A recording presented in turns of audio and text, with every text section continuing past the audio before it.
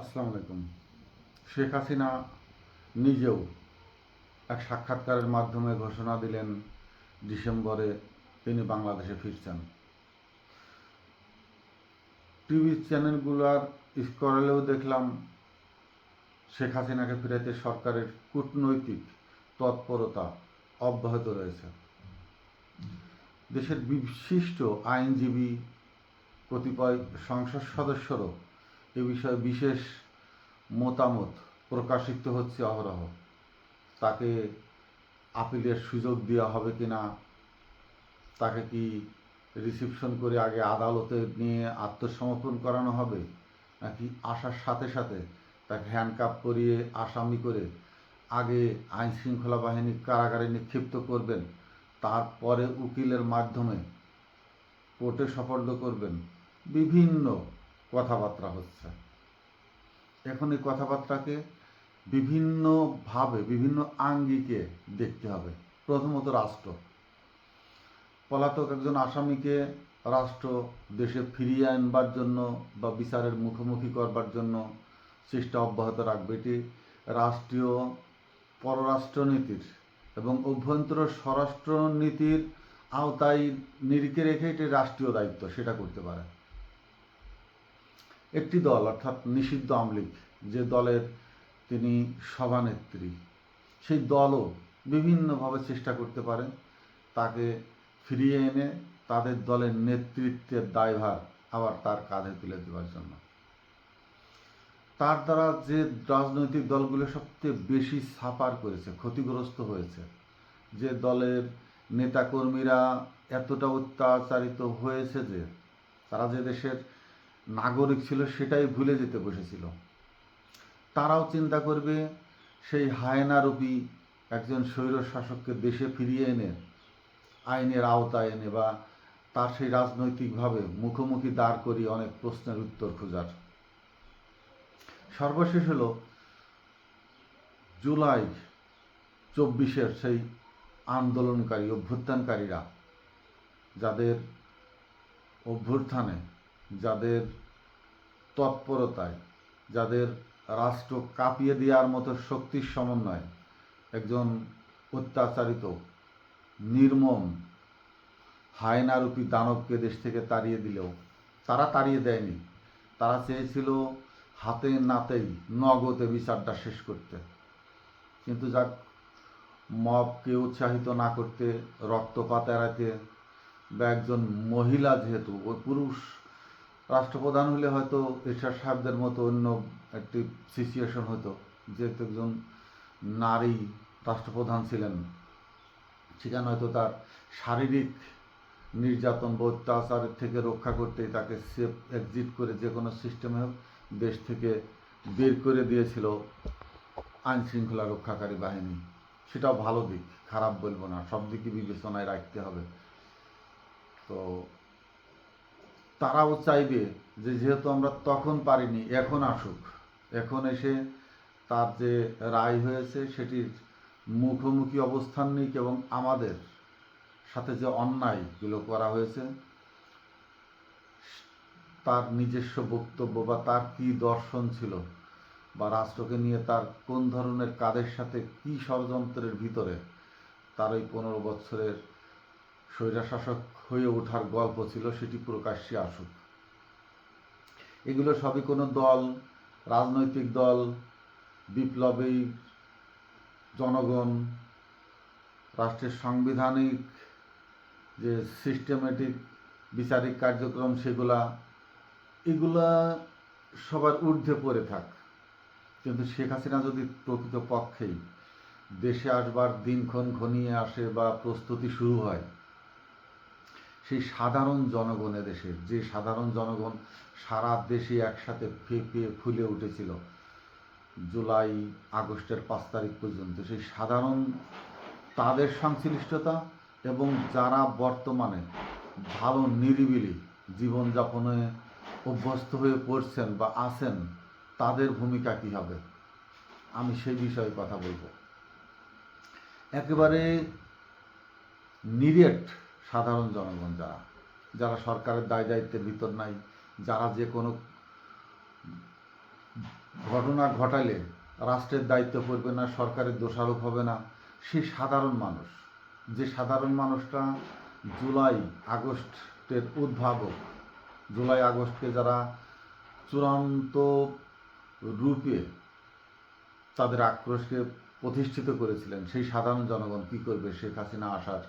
তারা কি নিজেরা নীরব দর্শক সেজে নিজেরা ধীরে ধীরে ফাঁসির মঞ্চের দিকে এগিয়ে যাবে, নাকি ফাঁসির কাস্টের আসামিকে ধরে নিয়ে ফাঁসির কাস্টে পৌঁছে দেবে? তারা কি আবার সেই অন্ধকার যুগ, সেই আদিম যুগ, যখন নারী শিশুদেরকে জীবন্ত কবর দেওয়া হতো, নরবলি দেওয়া হতো, তাজা মানুষকে চিতায় তুলে সতীদাহ প্রথার নিয়মের দিকে ফিরে যাবে, নাকি মানবিক দৃষ্টিকোণ থেকে মানবতাকে সর্বোচ্চ ঊর্ধ্বে রেখে মানুষের ব্যক্তি স্বাধীনতার প্রতি সম্মান প্রদর্শন করবে? যদি সেটাই করতে চাই, তাহলে সাধারণ জনগণের কিছু দায় দায়িত্ব আছে এখানে। আমি সেই দায় দায়িত্বগুলো কয়েকটি মাত্র আলোচনা করব।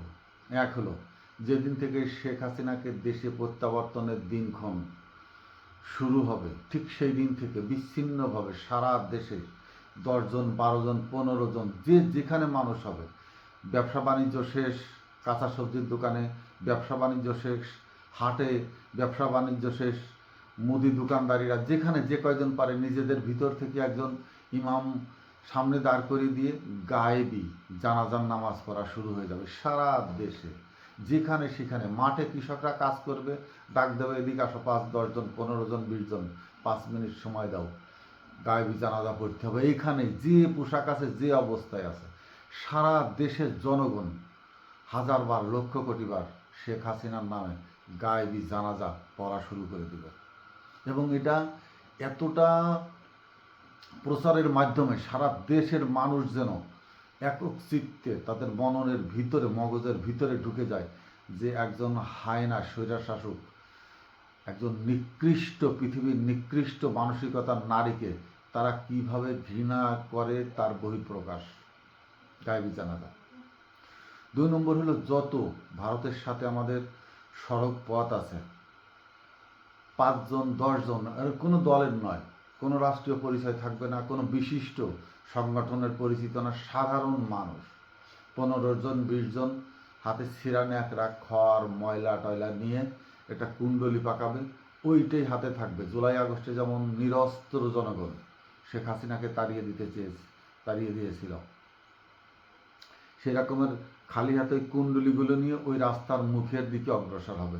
আশা করি আইন শৃঙ্খলার কোনো ব্যাহত না করে, রাস্তাঘাটে যান চলাচলের স্বাভাবিক নাগরিকের, সাধারণ মানুষের, ক্ষুদ্র জনগোষ্ঠীর জন্য জীবনযাপনে বাধাগ্রস্ত না হয়, তারা ওই সড়ক পথে, যেমন হিলিবন্দর, বেনাপোল সড়ক পথেগুলোতে এগিয়ে যাবে। তাদের কথা থাকবে এটাই, যেই প্রশ্ন করুক শেখ হাসিনা যে পথে আসবে, আমরা সেই পথের মুখ বন্ধ করতে যাচ্ছি।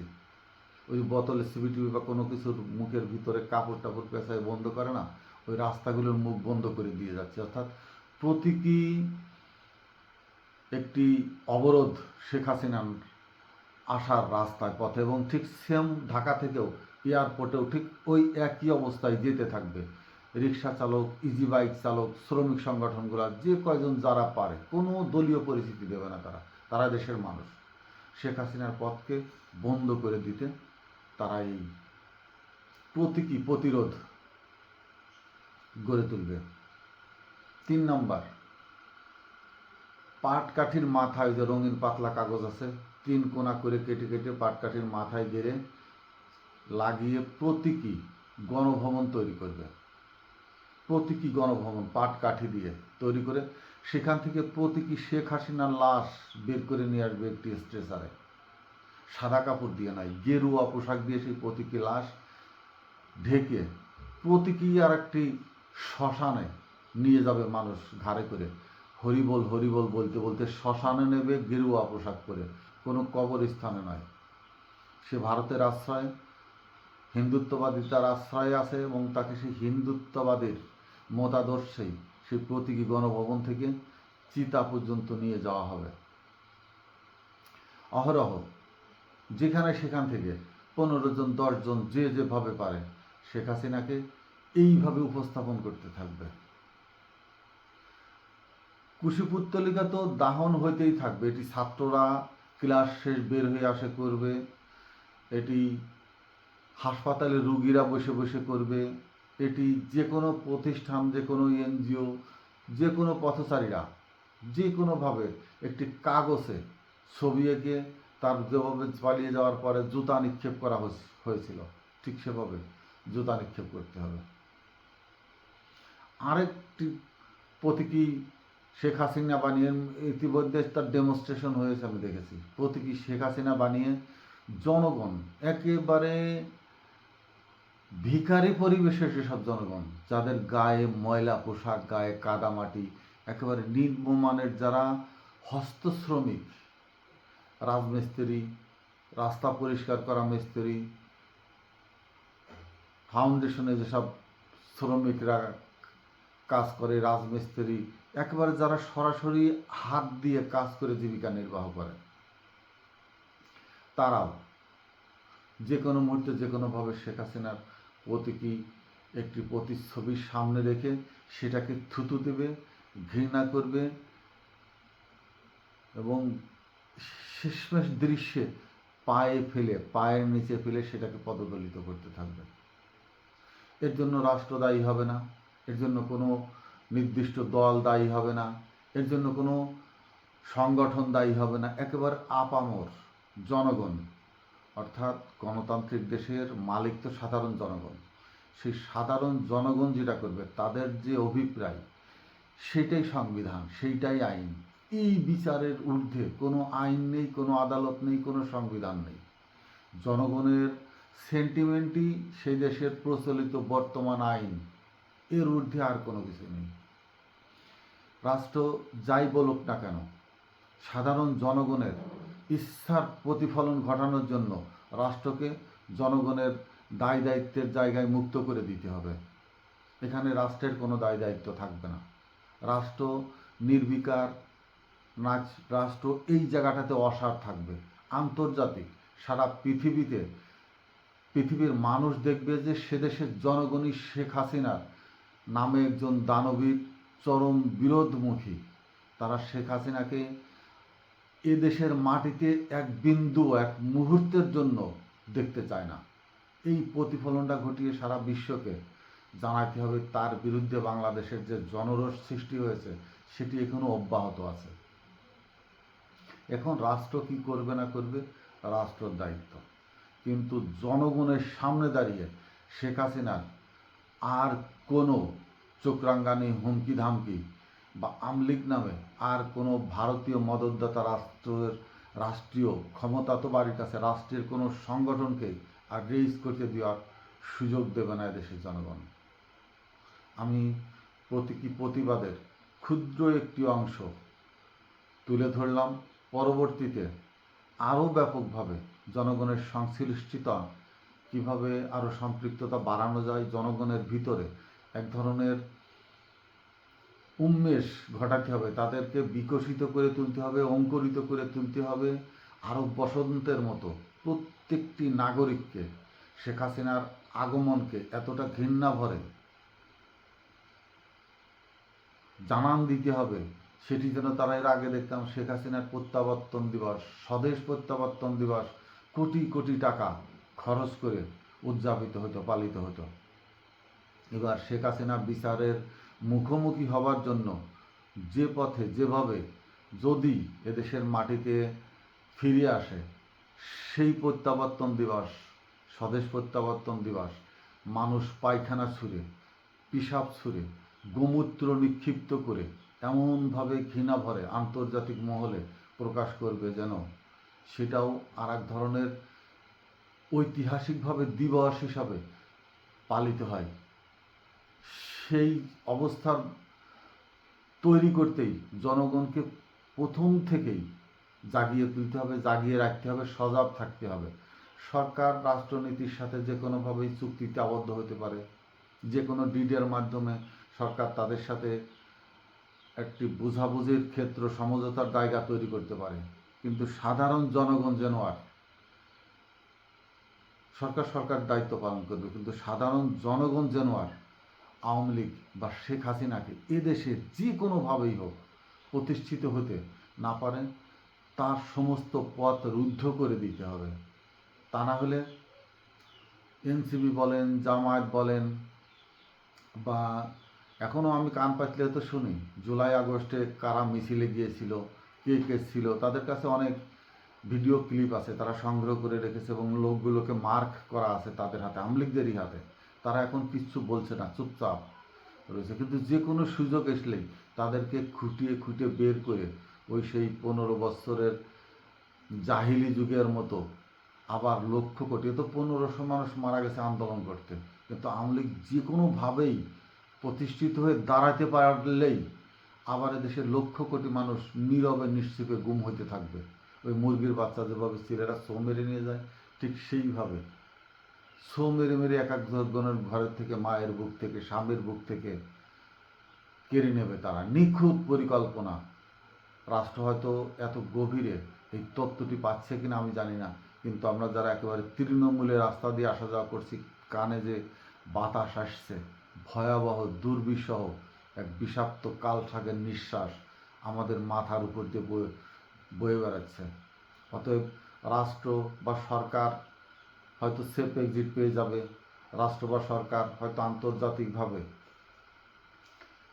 তাদেরকে স্বীকৃতি দিয়ে নিজেদেরকে মহান করার চেষ্টা করবে, কিন্তু এদেশের নির্যাতিত নিপীড়িত সেই আহেলি জালিয়াতের সেই যুগের যারা অত্যাচারের শিকার, তাদেরকে ঘুমহীন নিদ্রাহীন থেকে শেখ হাসিনা প্রত্যাবর্তন যদি ঘটে থাকে দেশের মাটিতে, শেষ পর্যন্ত সেটা কি করবে জনগণই ভেবে রেখেছে বা জনগণই সেটা জানান দেবে। কিন্তু তার আগে মানসিকভাবে, শারীরিকভাবে, দৈহিকভাবে, সাংগঠনিকভাবে জনগণের সংগঠন, এটি কোনো রাজনৈতিক সংগঠন হবে না, জনতার সংগঠন, জনগণের সংগঠন, সেটাকে রোধ করে দেওয়ার জন্য, প্রতিহত করে দেওয়ার জন্য যতটা প্রস্তুতিমূলক সংঘবদ্ধ হতে হয় সেটি জনগণ হবে, করবে, এবং তার চূড়ান্ত প্রতিরূপ সরকারও দেখবে, সারা বিশ্বও দেখবে।